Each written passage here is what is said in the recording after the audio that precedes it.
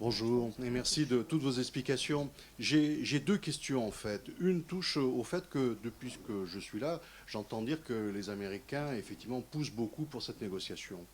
C'est sûrement vrai au niveau du gouvernement fédéral.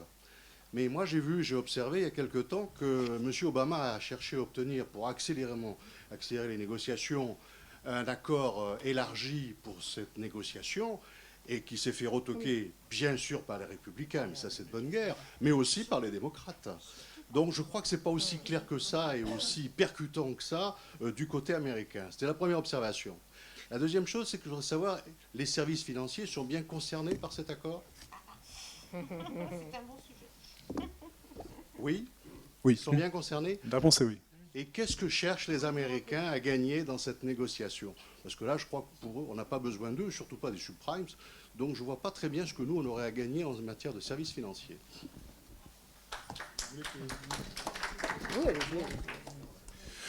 Sur les services financiers spécifiquement, il y a un intérêt assez offensif des Européens en réalité, parce que nous avons, comme vous savez, de très très grandes banques et institutions financières, notamment françaises, qui aimeraient bien pouvoir développer davantage leurs activités aux États-Unis.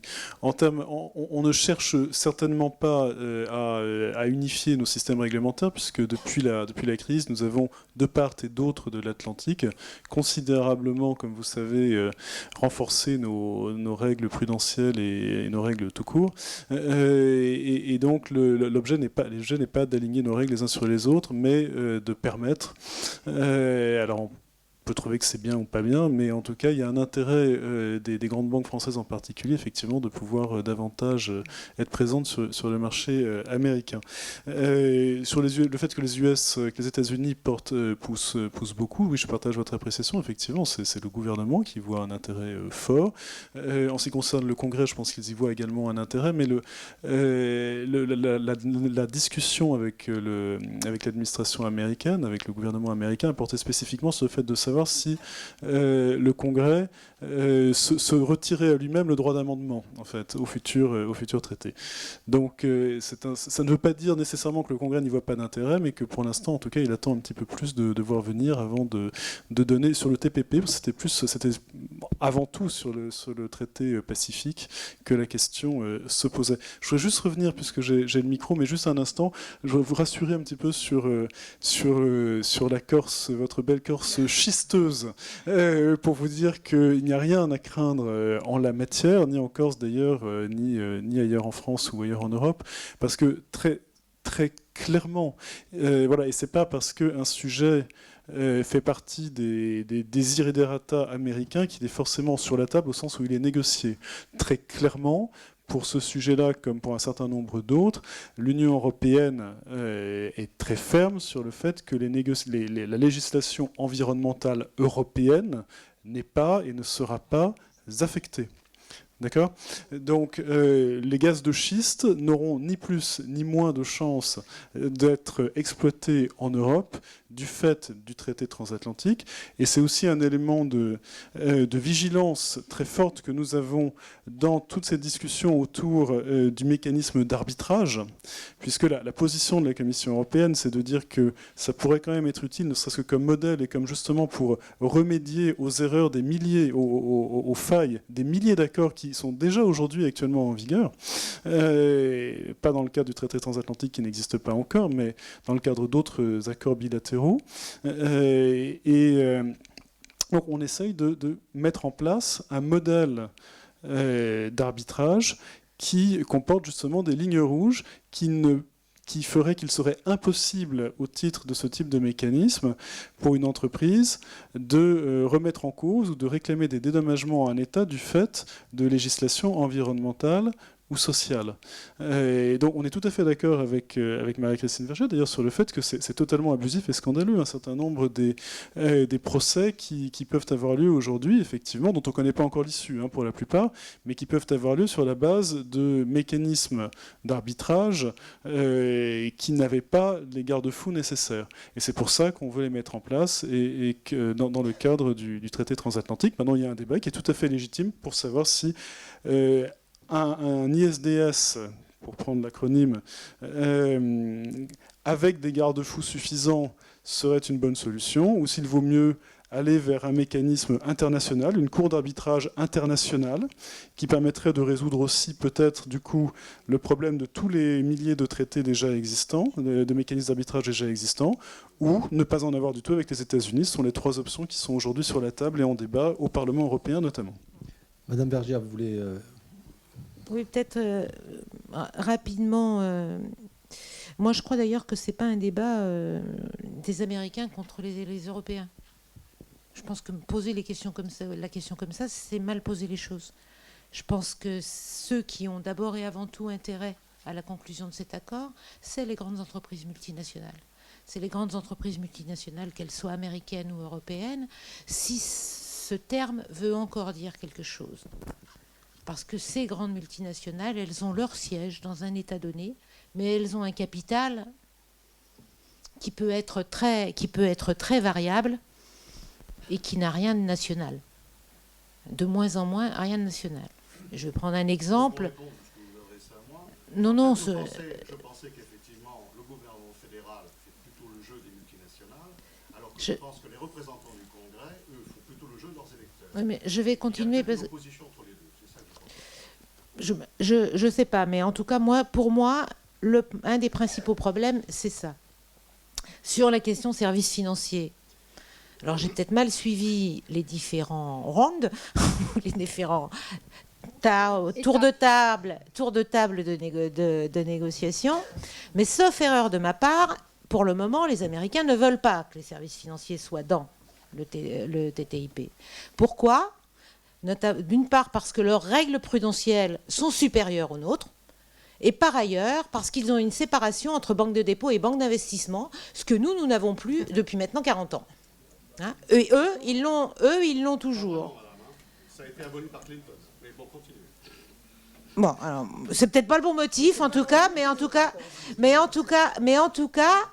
moi, des derniers éléments que j'avais vus, ils ne voulaient pas que les services financiers soient sur la table. Et l'autre élément par rapport à ce que vous disiez, là encore, sauf erreur de ma part, si je dis une bêtise, on me reprendra, le gouvernement fédéral négocie pour l'échelon fédéral.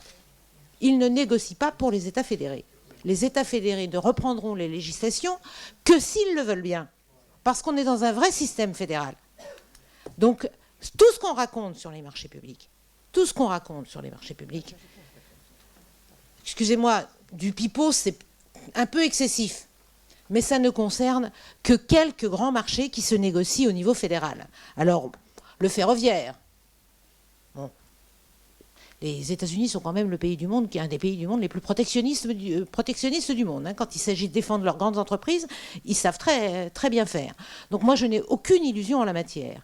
Mais qu'on ne nous fasse pas croire que les PME vont gagner des marchés aux États-Unis. Hein. Ça n'est pas vrai. Ça n'est pas vrai. Hein, parce que les États fédérés ne reprendront que ce qu'ils veulent et les États fédérés se protégeront encore plus que l'État fédéral. Notamment parce qu'il y a comment ça s'appelle, excusez-moi, j'ai un problème de mémoire, le Small Business Act qui, d'abord, le Buy American Act qui protège au niveau américain, mais ça c'est leur législation à eux, hein.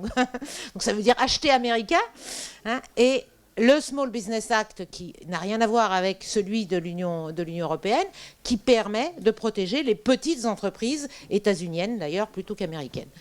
Je peux ajouter un truc là-dessus, juste parce que il y a 2-3 choses qui m'interrogent beaucoup dans la manière dont est menée cette discussion, cette négociation. 2, en fait, en réalité. À un moment donné, on nous parle de liste des services concernés.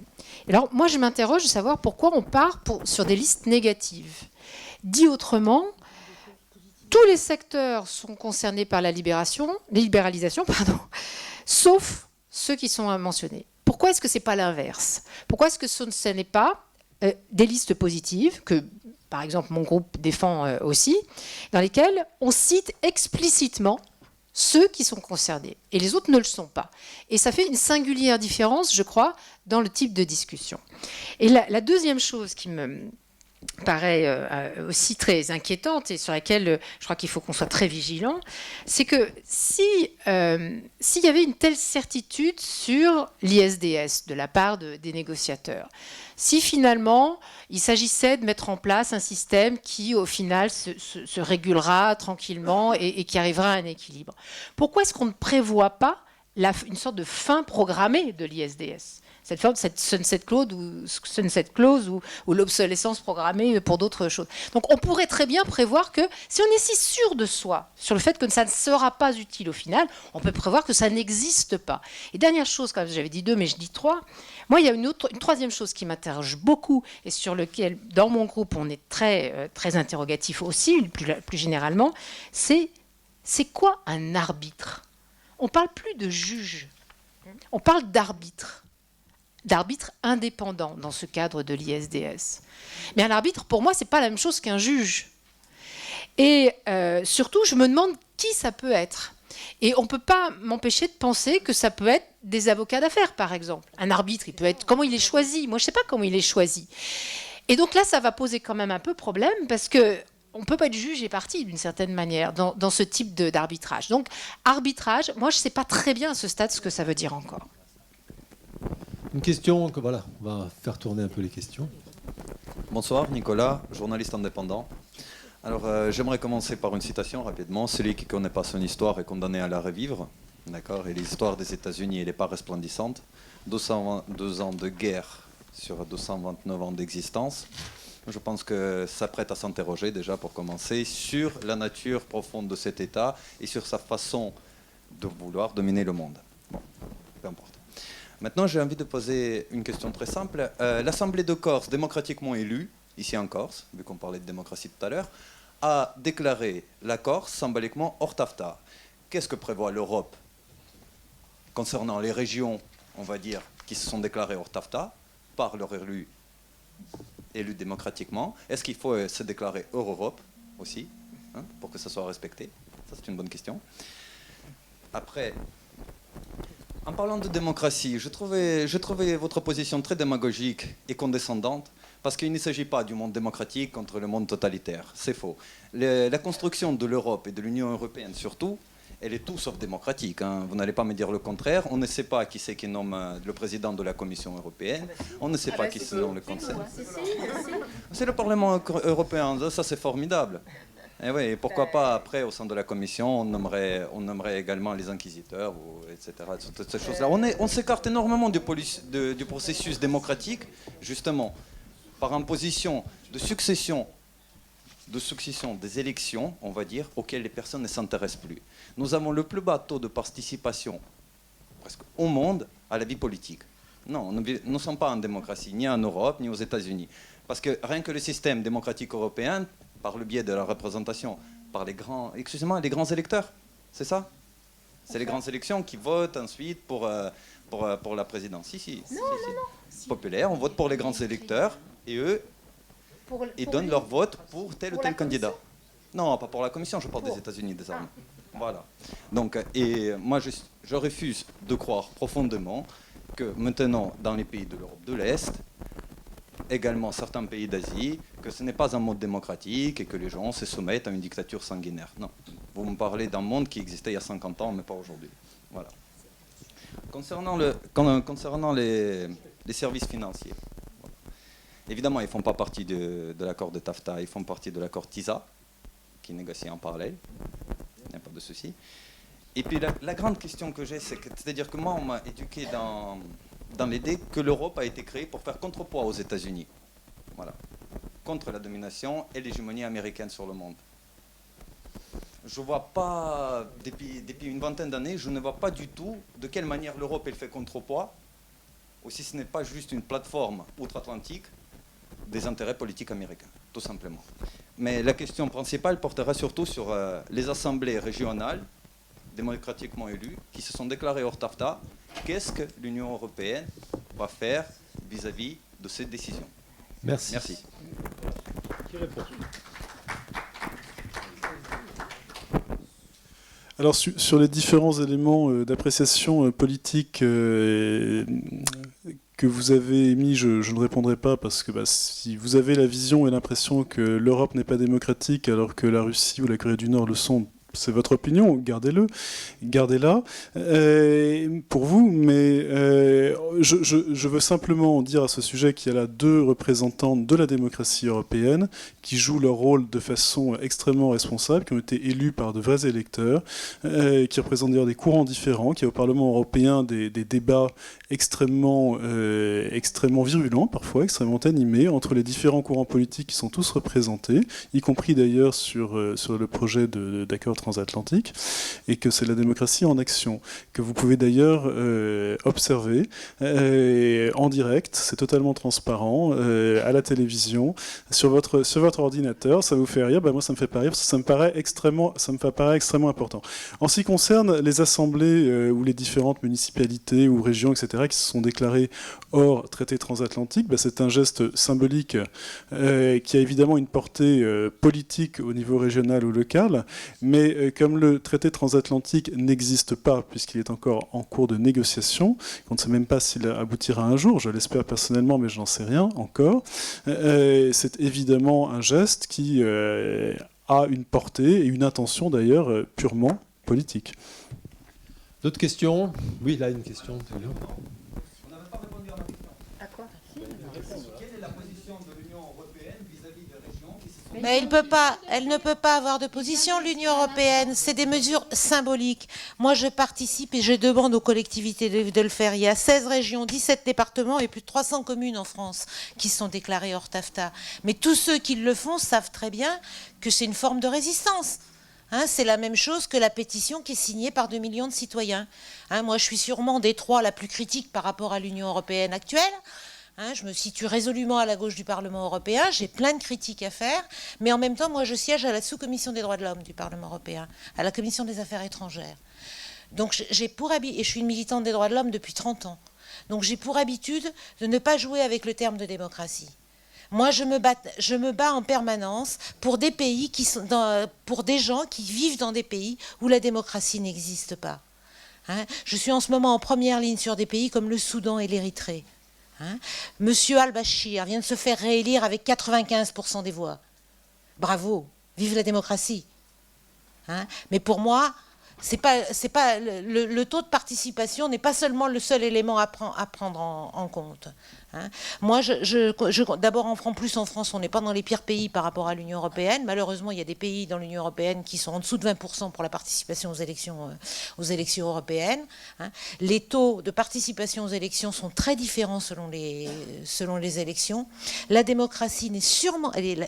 Et a fortiori, la démocratie parlementaire ou la démocratie représentative n'est sûrement pas le meilleur modèle qui soit. Il a sûrement beaucoup d'améliorations à faire, notamment pour que les citoyens prennent plus part au Parlement. Mais moi, il y a une chose, en tant que parlementaire européenne, que je regrette. C'est que la plupart des citoyens européens ne s'intéressent pas un peu plus à ce qui se passe au Parlement européen. À ce que les journalistes ne s'intéressent pas un peu plus à ce qui se passe au Parlement européen. Parce que le Parlement européen est l'institution la plus démocratique des 3 institutions. C'est la seule qui est élue au suffrage direct. Et tout ce qu'on peut dire, tout ce qu'on peut faire, les 3/4 du temps, excusez-moi, c'est pas... J'allais presque être vulgaire. On a l'impression que ça ne sert pas à grand-chose. Sur le TAFTA, on le voit. Pour la première fois, on s'intéresse à ce qui se passe au Parlement européen parce que le Parlement européen a été dessaisi de son droit de débat et de son droit de vote en prime. Mais temporairement, et on va continuer. Et ce vote ne sera pas décisif, par ailleurs. C'est juste un vote indicatif en la matière. Donc il faut continuer à mener la bataille. Mais attention quand même à un certain nombre de choses. Il y a plein de perfectionnements à faire en la matière. Mais moi, il y a beaucoup de pays dans le monde dans lesquels je n'aimerais pas vivre, et surtout pas en Corée du Nord.